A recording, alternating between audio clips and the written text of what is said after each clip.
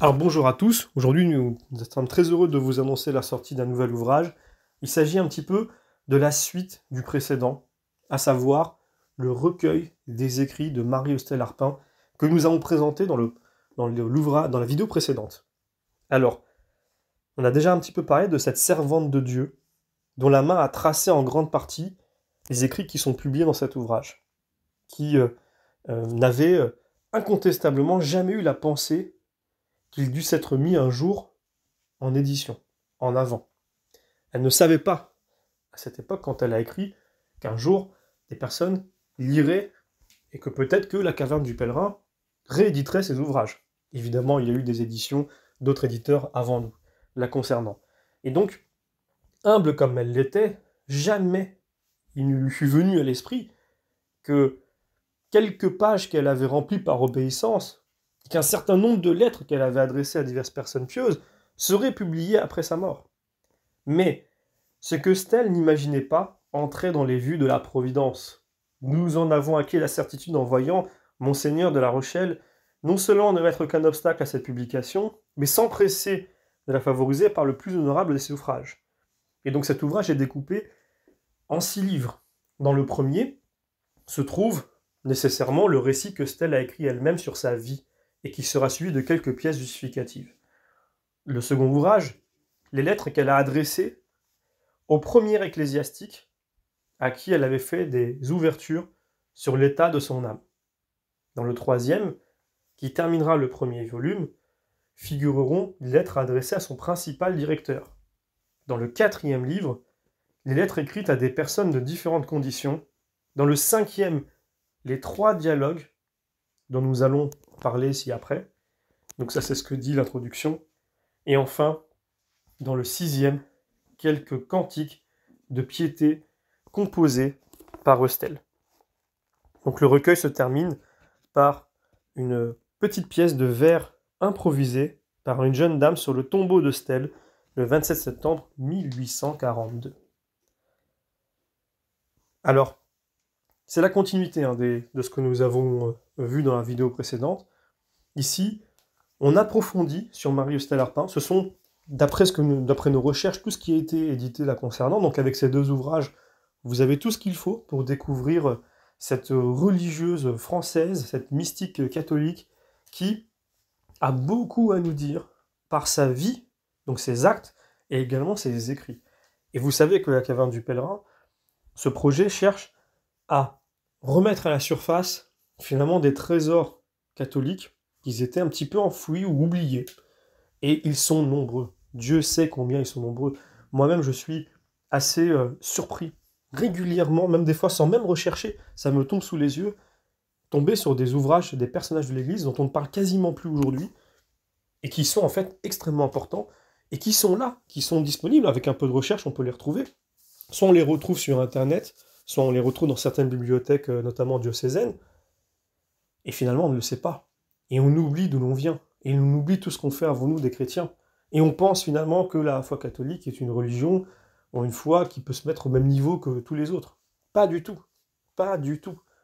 La foi catholique, en termes de trésor de ce qu'a offert sa tradition et ses chrétiens, qui ont été des martyrs, qui ont été des artisans de sa propagation dans le cœur des hommes, eh bien c'est incomparable par rapport à n'importe quelle autre religion.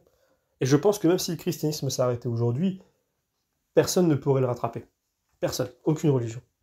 Par conséquent, nous avons cette responsabilité en tant que chrétiens, non seulement au moins de connaître ce que nos prédécesseurs nous ont laissé, parce qu'ils l'ont aussi fait pour nous, c'est pas seulement pour leurs contemporains, mais aussi ceux qui suivront derrière, à la mémoire des chrétiens, et c'est à notre responsabilité également de pouvoir le mettre en avant et de le continuer, et donc nous faire transmetteurs.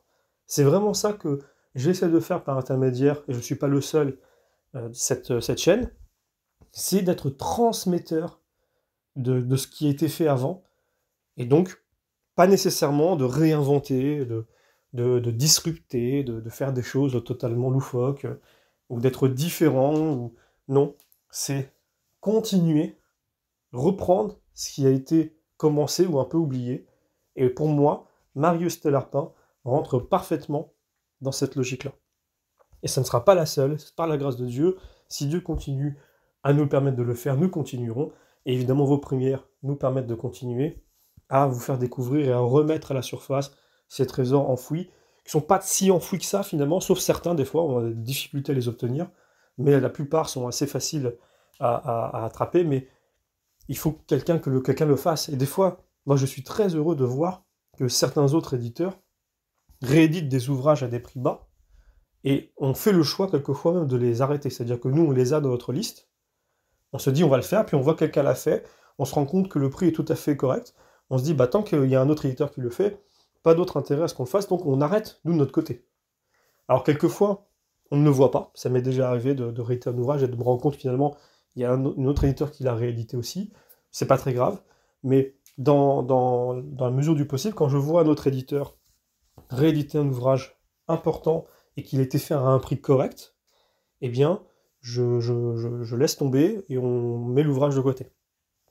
Donc, s'il y a de plus en plus de personnes qui font la même chose, nous serons très heureux, très contents, parce que c'est très important que les gens se rendent compte à quel point le trésor de l'Église est extraordinaire, ne serait-ce que, pas pour simplement s'enorgueillir ou dire, même pas du tout pour s'enorgueillir ou dire, regardez, on a fait plus ou on a plus. La question, c'est se dire, en fait, ma place dans tout ça, elle est très particulière. Je ne suis pas quelqu'un qui aujourd'hui redémarre tout de zéro ou estime qu'il faut changer les choses, alors que je veux changer quelque chose que je ne connais même pas. Je ne connais même pas mon passé, et je veux être celui qui veut changer les choses pour complaire aux idées modernes, au temps d'aujourd'hui, aux contemporains qui, eux, pensent que le passé, il faut le changer, c'est quelque chose de démodé, et il faut se mettre à la page, alors que je ne sais même pas de quel passé nous parlons, alors que on a un passé extraordinaire qu'il faut continuer, qu'il faut faire connaître, et évidemment, on peut toujours apporter une pierre nouvelle à l'édifice,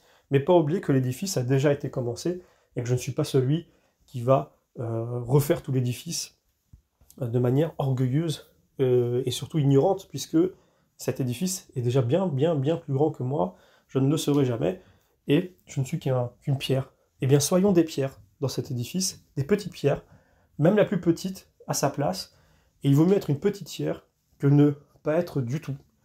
Et donc, c'est ce que nous essayons de faire par l'intermédiaire de ces ouvrages. Là, nous sommes toujours très heureux, nous, de pouvoir vous procurer de nouveaux ouvrages, et on vous donne donc rendez-vous pour les prochaines parutions, et nous continuerons par la grâce de Dieu de pouvoir vous donner ces ouvrages à des prix corrects, des prix assez bas, les plus bas possibles. Je vous remercie et vous dis à très bientôt.